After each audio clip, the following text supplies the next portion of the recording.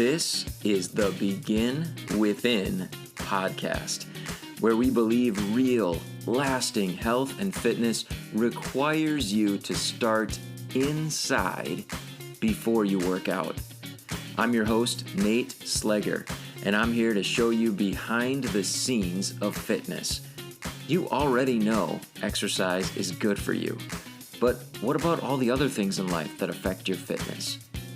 If you're looking for extra motivation to get started or to make sure you keep going, this is the place for you.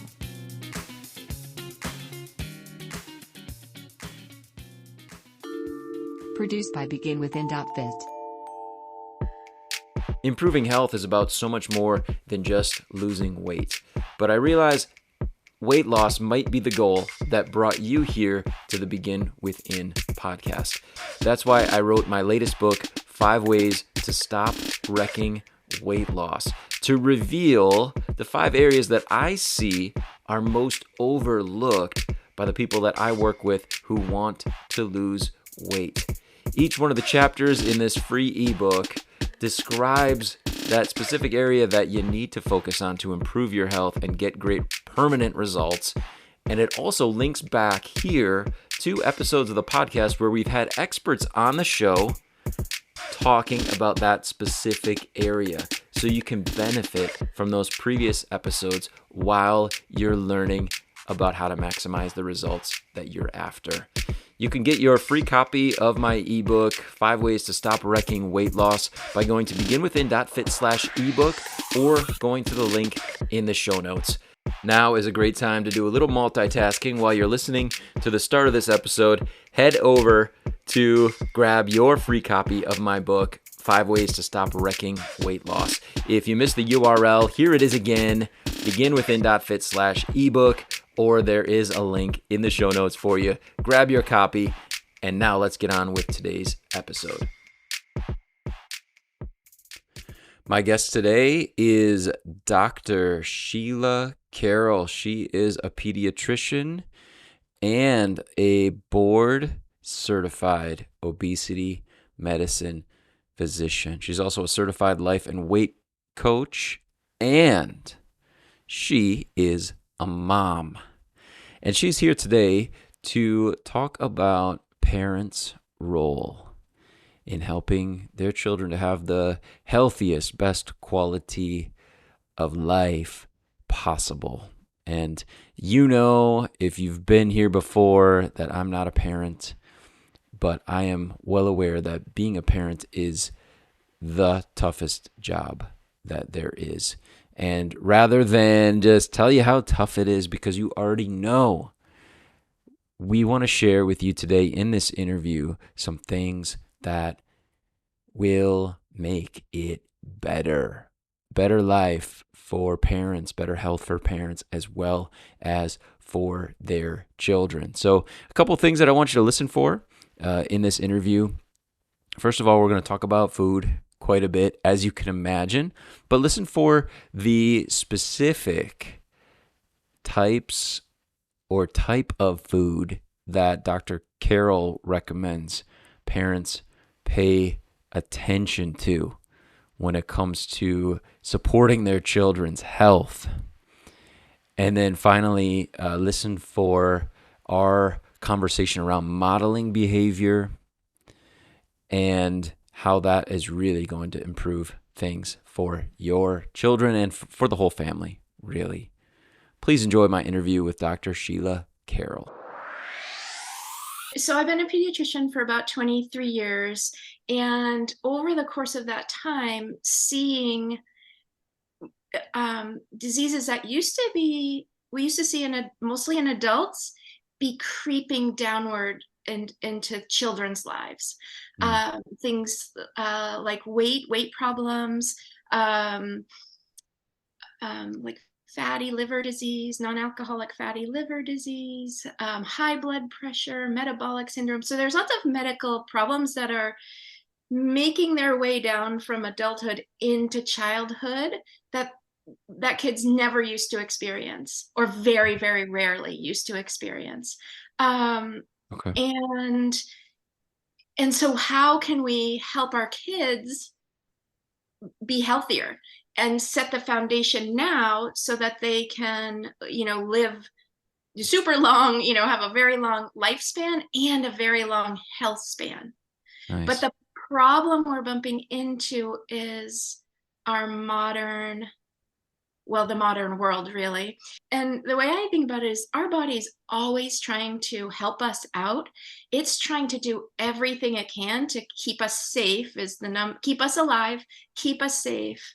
Um, and but in today's world, the foods we're eating, or that are so easy for us to eat Hmm. because they taste good and they're so readily available, and it's the culture we're kind of swimming in. So the foods, our bodies were designed to handle these super highly processed foods. Then you throw in screens, which, this is the first generation. I'm old enough that they call them being a digital native. Like, my son is 11 and he's never had a life without a screen. Me, or all the screens all around. I Yeah. remember, like, when I got my first iPhone, I was already Yeah. a doctor at that point. I remember before I had email, and our kids today don't have that experience, and so the screens are drawing them in, which is leading to sedentary behaviors, but also like just affecting so much of our ancient human brain in ways that are negatively impacting us today. Kids' anxiety is on the rise, kids' depression is on the rise. And Hmm. yeah, so it's a lot, but there's so much. A lot of what kids are experiencing, so much is lifestyle driven, and what I mean by that is like the foods you're choosing to eat, sleep, how much sleep you're getting, movement or exercise. And then in adults, we call it stress management, but in kids, it's like emotional regulation Mm. skills and learning to feel your feelings and understand in your actual body, and not just keeping it all like up in your brain. So there's so many things. If we could teach our kids how to, think about their body, their lives, and the world we're currently living in, it would just open the door, like open the cage, here's freedom for you. You can, you know, when you realize like you can decide to eat these foods or not, and still be really happy either way, or still feel Hmm. good about your decision, then you feel free. And so that's what I'm helping parents with, is empowering parents to understand this for themselves, because some of the cognitive skills that it takes to really be able to do this work, like the coaching, it's a meta skill of thinking about your own thinking. Hmm. Our little kids, my 11-year-old, can do that a tiny little bit, but not that much. And that's because you need your prefrontal cortex for that part of thinking, and that's not developed until somebody's 25 or 26. Yeah. So that was a lot. I love it.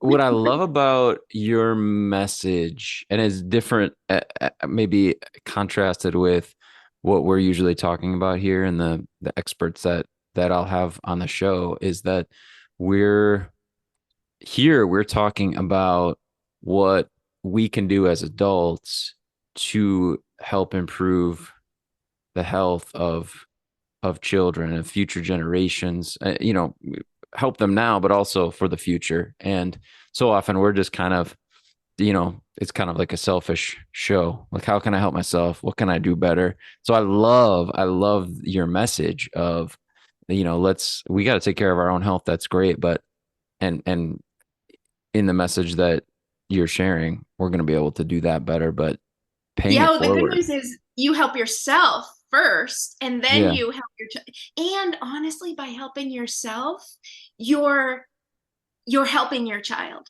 So all the people that you're talking to, being fit and finding the power within to commit to the healthy lifestyle, Yeah. even those kids are seeing their parents do that. So that's so powerful too. Just Yeah. being a model for your child. I love it. I love it. Yeah. So, um, with this perspective of being able to reach parents and help them to help their children. I know you mentioned a few of the things. If I guess if you could talk to parents specifically, what are some of the things that you would want them to know that would really help their children to live healthier? I think we really need a more um,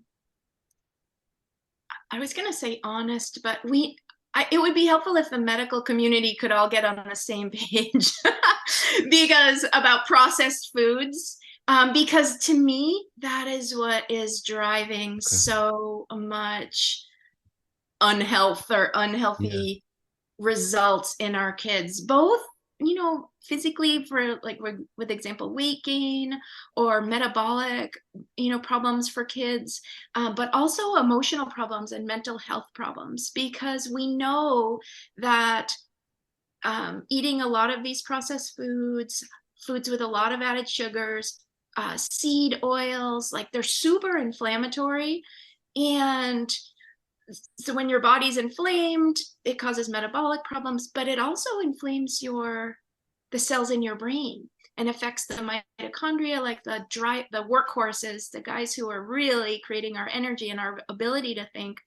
So so these processed foods are negatively affecting our kids in such a huge way.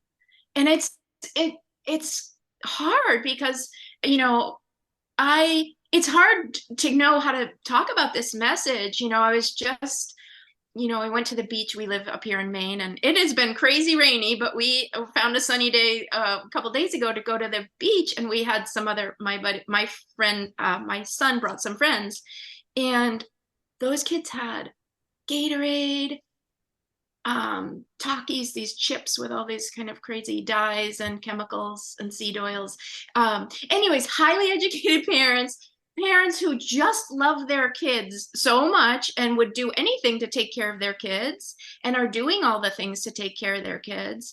And then 2 weeks ago, I bumped into another friend who was grocery shopping for her kid, who was an older teenager because he was going over to a friend's house for the weekend, and her cart was loaded with Sprite and so and all the chips and all the things. And I think sometimes parents think, if my child doesn't have a weight problem, okay, it's fine, they can eat whatever they want. But Yeah. I think that mess or that belief is problematic, and it's just not true.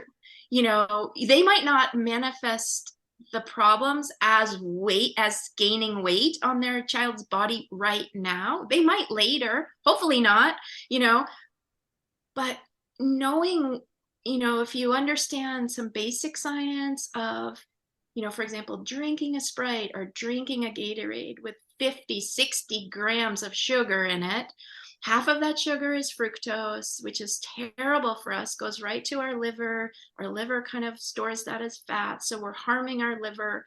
Our insulin level goes up. It's the metabolic ramifications of the processed foods that most kids, well, let's face it, even adults, most people are choosing to eat Hmm. every day. That's what I see as one of the hugest problems for our kids' health. Gotcha. So obviously there's a lot of contributing factors like you mentioned, but from your perspective, that's the big one, is being Yeah. aware of foods. Well, if you think about it, like in the 1970s, I think there was somewhere between 5 to 7% of kids were considered overweight or in the obese category. And today, that number is, well, depending on what statistics you're using, but it's somewhere between around 20 to 30%. Okay. So in that 50-year span, from the 70s, 60s and 70s up until now, the obesity rate of childhood obesity rate has whatever, I can't do the math that It's crazy. Yeah. it's just, but it exactly coincides with the rise of the processed food industry and the rise of the snack food industry, and there, women going back to work, which is so awesome, and I'm a working mom, and but what do we need? We need fast food. We need quick food. We not Mhm. necessarily going to a fast food restaurant, but processed foods. And yeah, so it's in my mind, those two things are inextricably linked. And it also is like a good news thing because, okay, so now when you realize that, okay, okay, I highly doubt Coca-Cola is going to stop selling Coke or Right. Sprite or whatever. So what can we do? What can we do as parents? We have to understand the harm of that on a regular basis. Once in a while, having a soda or something, it's fine. Well, frankly, it's not really fine for your body, but your body can handle that. Hmm. But if your child is having problems with their blood pressure, their metabolic, their labs, their insulin levels, their hemoglobin A1C, their weight, their body's showing you that they can't handle what the foods that they're eating right now. And that's good news because we can change the foods. We're not locked into this one way of eating. Yeah. What I guess what would you recommend as far as or what have you seen be to be most successful as far as interventions or beginning to create a shift once somebody is kind of educated on it? What do we do after that? And I'd say I'm not a parent, so I got it easy. I got a little dog to take care of, right? So I parenting I know is the toughest job that there is. So like I said we throw myself in there. I guess adults in general. What can we do to start making the shift? Yeah, How I have you mean, you seen might it not be a work? parent, but you might be an uncle, you might be a friend, you might, so there's every adult has, definitely, if you're a teacher, so if Yeah. you work with kids in any way, like just showing up as the person who understands the importance of like taking care of our body. And so I would recommend, well, I I would recommend the first thing would be trying to decrease the amount of liquid sugar that is being Mhm. consumed. Kids are drinking so many sweetened drinks, Gatorades, sports drinks. Prime is like huge now. But Prime has an artificial sweetener, which is equally bad. Okay. Um, I haven't heard so of it, so Oh yeah, well, see, it was okay. launched. I forget who the company is, but these YouTube stars kind of Okay. marketed it, popular with that age group. Like my son and his friends think Prime is, um, they just loved it when it was launched, and now my son, I'm always talking about it with him. But fruit juices are not good for kids of any age.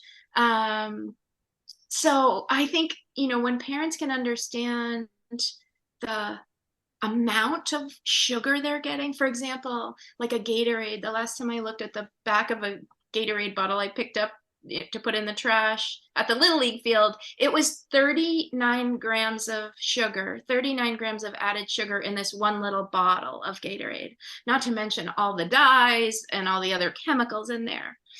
The American Heart Association, the World Health Organization, they recommend that kids older than 2 years old have 25 grams of sugar a day total. Mm, And so there you have 39 grams in a little, right. in a little jar. So and then all the sugar that kids are getting in other aspects of their life. Um, Barbecue sauce, ketchup, spaghetti sauce, all these foods that aren't even really sweet, but they've used sugar to make them more palatable. Yeah. So I So think for liquid sugar. parents, Yeah, liquid sugar would be for me. The problem with liquid sugar is that it doesn't have any fiber associated with it. It doesn't have any of the micronutrients or and it goes straight to your liver. And it is this massive load of incoming sugar on your liver that our bodies never had.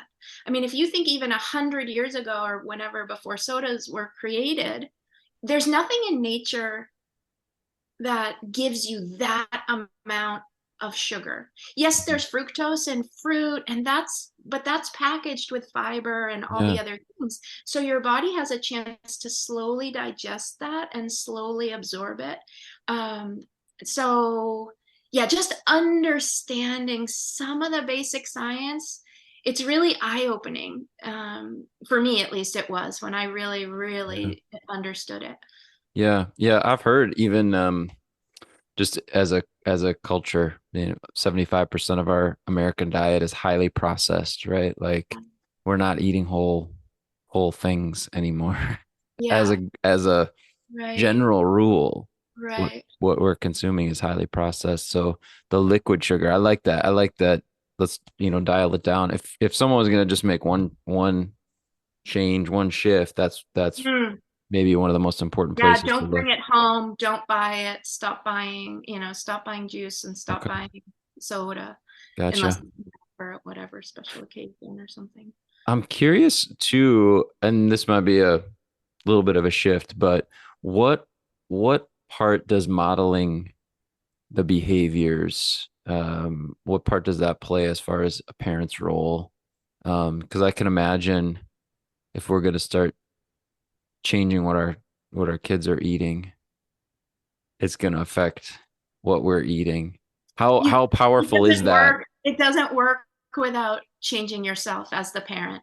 This is as in the medical office so many times people and it's the model, it's not the patients, it's the medical model, with the patient or the child being asked to change their behaviors. And I can speak from personal experience. I was a child who struggled with extra weight, and struggled on and off my whole life until I literally, about 5 or 6 years ago, found coaching and learned all of these skills to really understand why I was eating what I was eating, why I was overeating, and how to mitigate that, and how to shift my mindset to a different place. Um, but I was one of 5 kids, and the doctor way back in the 70s said to my mom, well, first of all, he said, you got to get her to stop eating, which is like a terrible thing to say to a child, right? How horrible. I still remember that. And so he gave me a pamphlet that had a list of every single food, and their calories. And so Hmm. I was tasked as a 10-year-old with eating 1,200 calories a day. And I'm one of 5 kids, but a couple of the other ones had slight. I was the worst one for sure. Hmm. But we didn't change as a family. So my mom, and the reason we didn't change is because no one suggested that to her. It was just kind of like, no, oh, this kid has the problem, so this kid needs to change. Versus, oh, it would really benefit your whole family to eat in this new way. And so my mom, was making cookies every day, brownies. We'd come home from school, we were eating all the things and buying Oreos, buying all these things I love to eat. And Yeah. as a 10-year-old, I didn't have the wherewithal to not eat those. I knew I didn't want to, but then in the moment, I didn't have the skill set or the brain, really, the Hmm. mature enough brain to even think about future Sheila, or Yeah. my future self. And that's the problem. So the answer is the parents: change yourself first, do what you need to do, get help, get the coaching, get the help that you need, so that you can show up as the model, the really good healthy role model that you want your child to see. um, and the wonderful thing about that is then the parent feels so good. Yeah. when my clients and my parents that I work with go stop eating a lot of flour, stop eating a lot of sugar, they feel so good. And they didn't even know that they felt poorly beforehand. You're Yeah. like, oh, my energy level is so good. And you're like, you didn't even know that you weren't feeling good to begin with. And then when the parents feel good and the parents see the benefit of eating this way and getting enough sleep, getting some exercise, doing some of the emotional work too, then they're like, oh my gosh, I want my child to feel this good too and experience this as well. I And love then that. you're willing to put in not put in the work, because most parents are willing to put in the work, but it gets tricky when the kids push back and they're like, they won't eat this, I don't like that, I can't eat that, my son doesn't eat healthy vegetables, um there's so many roadblocks, really. Um and but but when you feel like, nope, this is the best thing for my son, just like him wearing a seatbelt in the car, Hmm. I know that's the best thing for him. Or, for me, I'm like, even if he really wanted a beer or margarita, I'm not giving it to him because I know it's not that good for him when he's 11 years old. So when the parents get super committed, it's so much easier. And then when I make stuff for my son to eat, and sometimes he's like, nah, and it's okay. And then I'm like, all right, but I'm not giving up. We're gonna figure this out. We are gonna keep going, um, and figure out a way that he can enjoy eating lots of different kinds of foods that are gonna really keep him super healthy. And in the meantime, teach him at this very young level how to be that way, so that when he's 20, 25, 30, he'll already know. He won't Nice. have to waste decades, either trying to climb out of a health hole where you've dug yourself in. Now you're a metabolically unhealthy 25-year-old. So anyways. I like that. I like that. I like health hole. Health hole. Climb out of the health hole. Well, we're digging ourselves into these health holes, and Yes. the good news is you can get out of it. And Yeah. and that's what people, I think, really need to understand. And it's not as hard as you think, and it's not going to be painful as you think. And in fact, you're going to feel so much better. That's, I think, Nice. sometimes the message that gets lost. And, oh, you change, I have to give up eating that, or I'm giving up this. You only Right. feel the deprivation and the badness of that. But when you can shift your mind to be like, oh, I'm choosing not to eat that because, well, I want this result, I want weight loss, or I want to maintain my weight, or I just want to keep feeling really good, then you're empowered to eat that. And then you don't have any deprivation at all. Yeah. I love it. So parents starts with the parents, and Yes. the benefits are real, right? They're feeling good, and they want to help their children to experience Mm. that as well. Mm-hmm. Such a great Mm-hmm. message. What's the best way for someone who's listening to connect with you, to get in touch with you, and follow your work and benefit from it? Yeah, I have a website, SheilaCarrollMD.com, and I'm on Instagram here and there. I'm learning about that. So sometimes I post, I'm trying to post content that's helpful to people, and little digestible snippets about.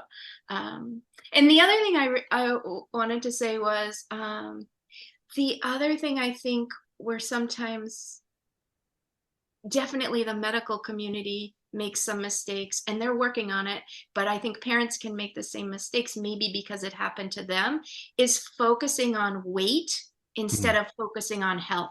We yeah. really, you can change your habits, you can change your child's habits, and never once give them the impression that they need to lose weight, or they need to, because what we really want to do is improve their health. if Yes. if if it didn't, and health and weight are definitely correlated, to me, at least in my mind. And not every person who weighs more than they want to is actually metabolically unhealthy. So there's wiggle room there, and there's lots of thin, they call them tofi, thin on the outside, fat on the inside. So they might look or appear normal weight, but if you did some lab tests or if you measured some stuff on the inside, they're metabolically unhealthy. So my approach with parents is, let's focus on health and not even talk about weight, because weight has so much stigma and people Yeah. feel bad, and frankly, it's not about what you weigh or what your child weighs or what they look like. It's is how can we keep their body as healthy as possible so that they can live the life they want and decide and skip all of the drama about food and the mind Hmm. chatter about food. Stop. You make it so they never have to experience that, and then they can just live the life they want and do what they want on purpose. Yeah. And help them have the best quality life Yeah, that they can. Yeah. exactly. Yeah. Awesome. Dr. Sheila Carroll, thank you so much for sharing your knowledge and your enthusiasm for the topic of how parents can help their children have the best healthy quality life possible. Thank you so much. Thank you. Thanks for having me, Nate. I appreciate it. As usual, links are in the show notes for you to be able to connect with Dr. Carroll, follow her work, and reach out to her for support if you would like. If you enjoyed the conversation, here are a few episodes that I did a while back now. We did a real short series focused on parents.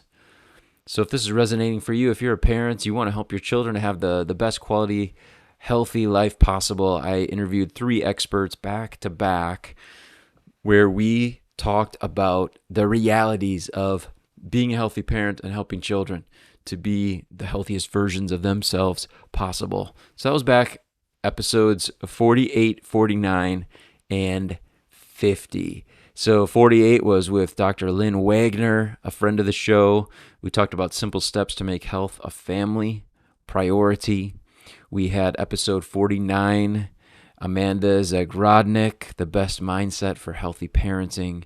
And then Jonathan McClernand in episode 50, healthy parents set can't miss goals. So check those episodes out, episode 48, 49, and 50, if you want to continue on learning and getting some motivation and a little bit of education on the topic of healthy parenting and helping children to have the healthiest, best quality life possible.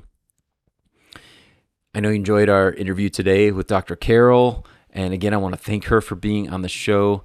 And just two things that I want to revisit and perhaps place just one action step in front of you, parents. And again, I can get up on my soapbox and talk about what parents should do all day, but I'm not a parent. I'm not there.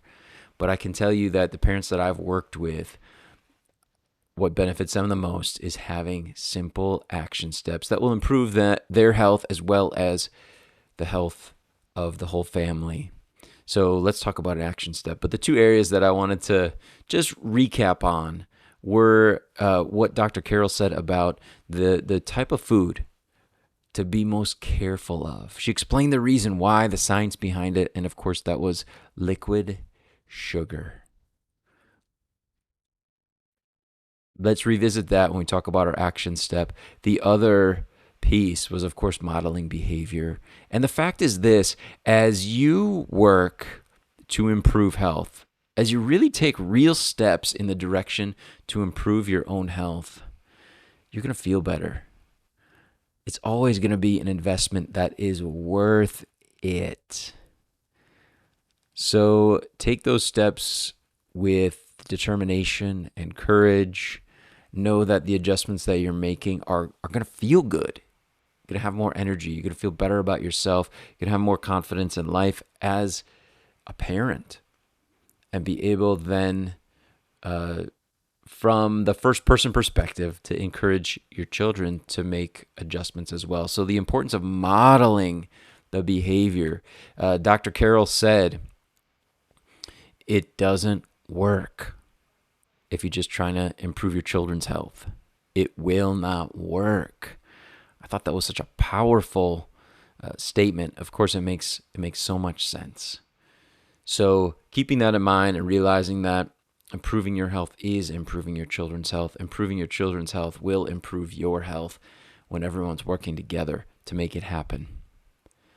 Now that action step, in view of the weight of what Dr. Carroll talked about when it comes to liquid sugar, the action step that I would recommend is this. Do an audit. Just take a look at the liquid sugar that's available right now in your home, in the refrigerator, in the cupboards. Take a look at perhaps the recycling bin or the trash can and see what containers are there that had contained liquid sugar. Just do an audit. Just take a look. And then take some positive steps to make some adjustments. Like Dr. Carroll mentioned, it starts at the grocery store, right? It starts with what's coming in the house. So could we be more careful when we're in that area of the store the next time? Take a look at the shopping cart before you check out. Audit the shopping cart for liquid sugar. Take a look there at what is being made available to the family. If we're going to improve the family health and consume less liquid sugar, then we have to bring less into the house to begin with. So could it start there? I'm really curious to know how the audit goes for you, how the process goes with just this one simple step, beginning to make an adjustment in this area. Please reach out. If it's not to Dr. Carroll, reach out to me. Reach out to someone who can help to support you. Maybe it's just another parent who also wants to improve the health of their family. Get some support. Maybe help to hold each other accountable. I would love for you to take a screenshot of yourself listening to the episode or a picture of where you're at as you're listening to it. Put it on your stories and tag me. You could tag Dr. Carroll as well and start a conversation about the work that you're doing to help your family to improve their health. Keep it up. If you wouldn't mind, you're feeling a little generous today, I would love if you would please rate and review the show on your podcast player so that others can find it. And just imparting, as I've started to say so often, I want to encourage you, please don't stop. Please continue to take the best care of yourself that you can. And parents, please continue to work to take care of the health of your precious children. Thanks again for listening to the Begin Within Health Show. I will talk with you again soon.